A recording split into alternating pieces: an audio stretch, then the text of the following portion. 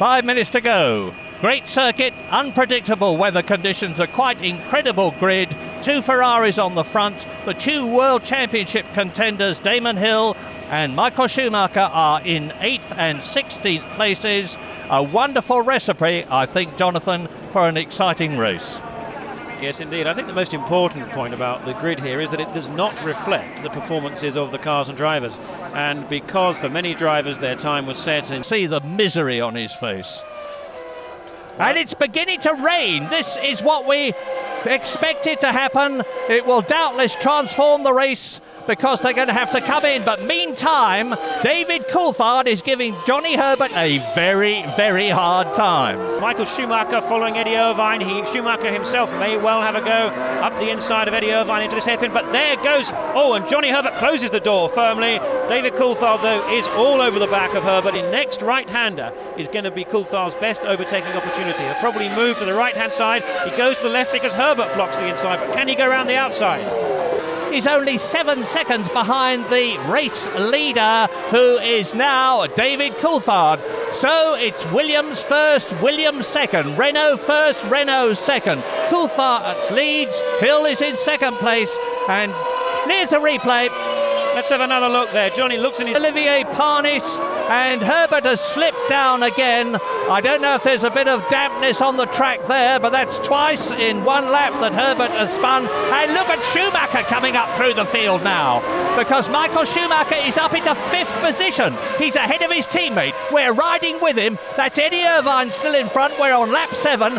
David Coulthard leads. Hill is second. Berger is third. Irvine is fourth. And Michael Schumacher up to Radion, and not a sign of Michael Schumacher in vision. And we can see this time that Hill is actually pulling out half a second. He pulled out half a second on that lap over Michael Schumacher. We're going to be making one stop though, I'm quite sure, are Olivier Panis. He's back in 3rd place, and Martin Brundle. So both Ligiers running very close together. In fact, there's just 1.6 seconds separating the two, and if they are simply going to make one stop, that should be in another couple of laps time. It'll be interesting to see just how that works out. We've also got Frentzen in the Sauber operating that one stop strategy as well. Riding with the great Gerhard Berger. 6th position, chasing Heinz Harald Frentzen's Sauber Ford. Frentzen traditionally stops less than cars in the other cars in the race because the Sauber handles much better on a heavier fuel load. Jean Todt, the Ferrari team boss, knowing that Jean Alesi is out of the race, and everything for Ferrari now depends on this man, Gerhard Berger, in 6th position on lap 20, with Hill nearly 15 seconds now ahead of Schumacher as Berger slows and is past now. Is this the second Ferrari going out? Gerhard Berger is in trouble. Up comes his hand, and Jean Todt now will be distraught. This is the 2nd Ferrari retirement in the Belgian Grand Prix coming up, and it means to say that Johnny Herbert will move back into the points. He's already done so. He's up into 6th position with Eddie Irvine 7th, Marc Blundell is 8th, Jean-Christophe Bouillon is 9th, and Pedro Lamy, the Portuguese returnee to Formula 1, is in 10th position. As you look at Frentzen into the pits now, this is lap 21. This is exactly what you'd expect. And it's beginning to rain. Look at that. Is this going to change things between Hill and Schumacher? And if Hill plays his cards right with that 14-second gap, assuming they've got to come in, he could get in and take on wet weather tyres, but you never know with Spa. It can literally be wet on one. And the Jordan's making 2. And the Ferrari mechanics there, they're changing tyres. That's the normal routine. But of course the problem is more fundamental than that. And it looked like the engine cover was either going back on or was trying to come off. No great sense of urgency there. Damon Hill in now. Is this going to be the change to wet weather tread or lack of tread? It's a slick cover. Oh, let's have a look. And that's one of the Pacifics out of the race. I don't know whether it is Lavargi or whether it's Montemini, but there's a retirement there. And we need to be looking at Hill, because here is Michael Schumacher going through. Schumacher having stopped twice after an absolutely masterly drive. which took him from 16th on the grid into the lead, staying out on what seemed to be the wrong tyres to retain his position magnificently. And as you can see, Michael Schumacher is now behind the safety car. Damon Hill came in after Schumacher. Now, is the safety car going to be staying out long enough for the gap between Schumacher? No, it's not, because the light has gone out. The safety car is going in. Michael Schumacher is going to be in the lead at the end of this lap, and Damon Hill will be desperately trying to close that gap between himself and Michael Schumacher to the minimum before the safety car comes in. It's going to be on lap 31, the completion of when the safety car comes in. They've just exited the Stavelot corner, going round Blanchimont, somewhat slower than usual. It's normally about 170. And there's Hill in the background, I do believe. I just saw what looked like a Williams coming out of the left-hander. We'll see as they come up to the bus stop whether Damon Hill has caught Michael Schumacher. Yes, he has! Damon Hill is right up with Michael Schumacher. What an incredible race this is turning out to be. And he's got to get past Roberto Moreno, who is in 15th place on the 40, when the safety car pulls in, and that won't take Damon very long, I would imagine. Look how wet the track is. They're on the right rub-up. Wet weather tyres. Well, it's going to be a straight race now to the flag between Damon Hill and Michael Schumacher. Both are on wet tyres. Neither have got more fuel stops to go. This really is going to be absolutely superb, but it's going to be tough for Hill because he's the one who's behind Schumacher, and in these conditions the spray from the car ahead really is a major handicap to even keeping up, let alone getting by. Well, for the record at the present moment, Michael Schumacher, that's Roland Brunscherider, who is the clerk of the course, the starter of all the Grand Prix, climbing up into the position to give them the green flag to go again. But this is the lap that the safety car, I thought it was, frankly, it was going to come in at the end of the lap that's just finished. Instead, it's going on for another one. It's going to be lap 32 before the Belgian Grand Prix restarts. And as you can see, the order on the track, but not in the race, is Schumacher, followed by Roberto Moreno. And it's fortunate for Damon Hill that it's Roberto Moreno in front of him in the 40 and not his teammate Pedro Diniz, because Roberto Moreno is one of the most experienced racing drivers of any kind racing today. And that's Martin Brundle, who is third. And Moreno, I would confidently expect to be the gentleman that he is and to move out of the way and let Damon Hill through and to let Martin Brundle through. The order now on lap 32 and a 44-lap race as they come round behind the safety car, I'm sure for the last time, is Schumacher, Hill, who is 0.8 of a second behind him, separated by Moreno. Brundle is third, Herbert is fourth in the second Benetton. Mark Blundell is fifth, and Heinz Harold Frentzen is in sixth position. And Frentzen is well back, but the first three are together. Well, we can see that Martin Brundle has indeed gained superbly from that. He's now right up, having closed that gap from 50 seconds because of this safety car situation. He's right up with just one car. Frentzen just 2 seconds in fourth place behind Martin Brundle. Mark Blundell takes 2 points for himself and McLaren by again finishing where his teammate Mika Häkkinen failed to do so, and a point for Jordan and Peugeot from Rubens Barrichello. Oh. Well done, Michael, says Damon. Well done, David, says Michael Schumacher. And that gives the lie to the fact that there is a bitter enmity between these two drivers. Take it from me, there most certainly is not. They're not exactly bosom friends, but they are a long, long way from being the implacable enemies with hatred that people suggest. Martin Brundle absolutely delighted with his third place, as well he should be. And now the three of them get into the course car to make the interviews and get on the podium. And I think what we are seeing there is the tremendous respect that Michael Schumacher has earned so often in the past, and he's certainly earned it today. To start a Grand Prix in 16th place in conditions of this changeability to come through, to have had a difficult practice when he had a big accident. He nearly hurt himself, or certainly the incident could have been a lot worse, but he was absolutely fine. He ran in the spare car in the qualifying session. It all went horribly wrong for him. But now, when it mattered, he was absolutely superb. And that kind of driving performance can only earn respect from any other driver in Formula One.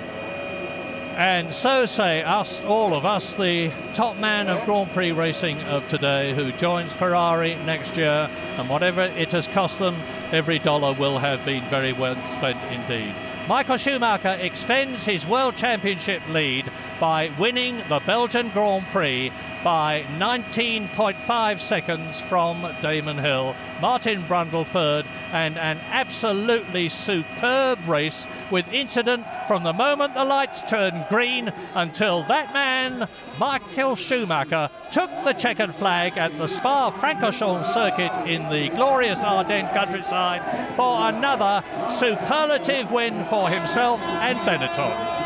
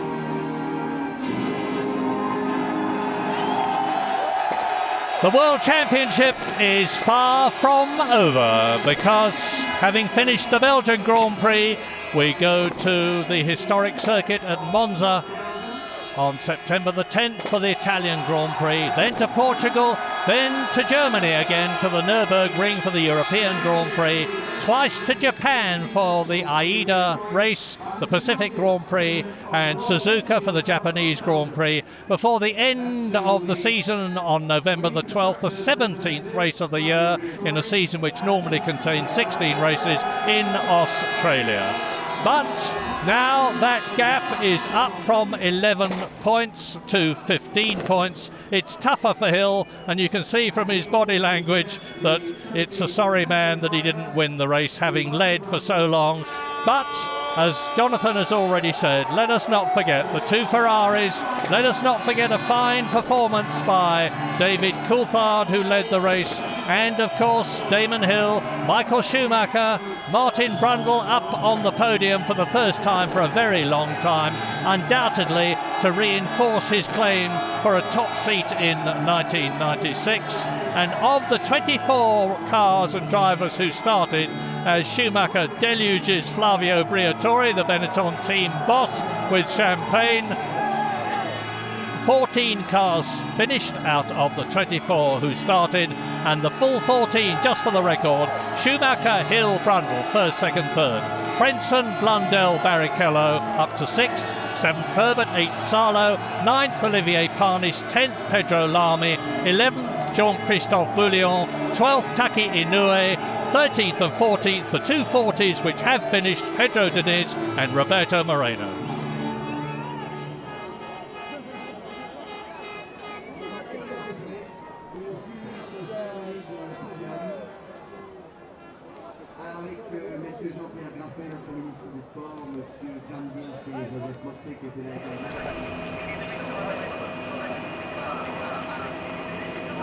Well, there are no changes in the positions of the World Championship. Michael Schumacher is still leading, of course, now by 15 points from Damon Hill.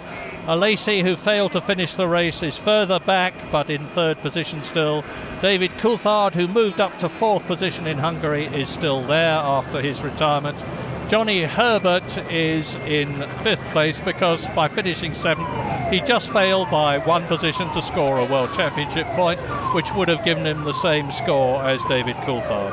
And Gerhard Berger is still sixth in the Ferrari. In the Constructors' Championship, Benetton are now 10 points ahead of Williams in first and second places, Ferrari in third position, and they're the only three teams in contention for the Constructors' Championship. Jordan are fourth, but with only 14 points, one more than they had at the beginning of this race, thanks to Barrichello's place.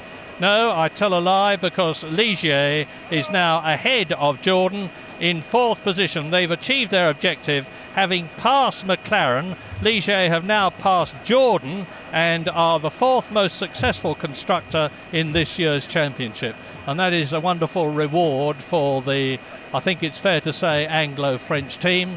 The Ligier team are very French-oriented, of course, by history and location at Magny-Cours in France, but with a primarily British management and Martin Brundle driving for them, as well as Olivier Panis. It's fair to say that I think that they are Anglo-French. So a great Belgian Grand Prix. We'll wait now to hear what Michael Schumacher, Damon Hill and Martin Brundle have got to say when we move into the interview room with them. Well, congratulations, Michael. Extraordinary race and a brilliant result from you. From 16th on the grid, did you really believe you could win this one? Not really, I have to say.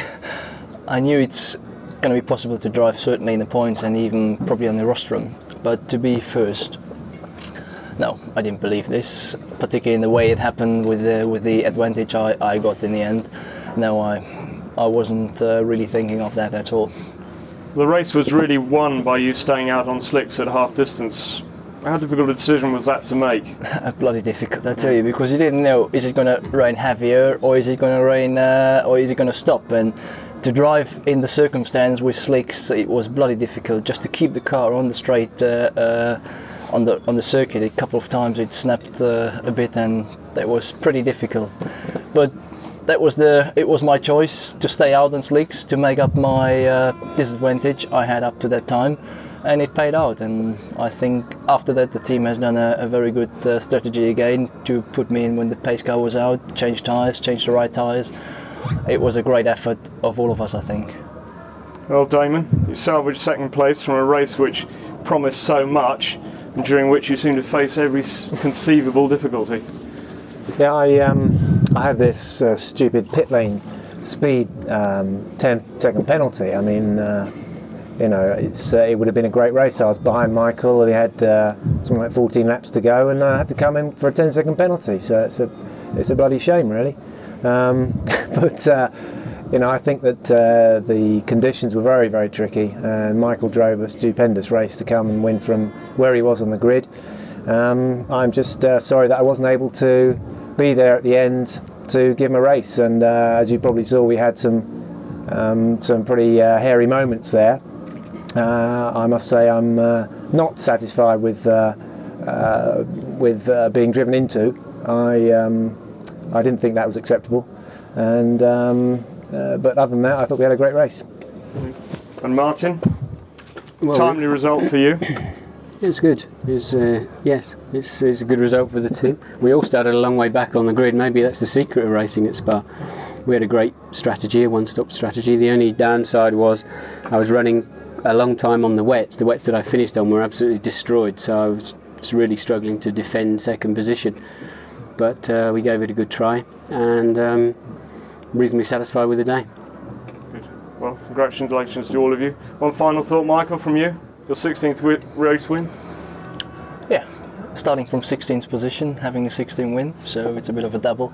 No, I mean, as I said, we had difficulties in Hungary after I stopped in that race. Some stupid comments came out, whether the team would stop me purposely and stuff like this. I mean, it's completely bullshit. I never believed at this, and at this stage it's a good point to prove that. Well, congratulations to all three of you. Thanks. Well done. Thank you.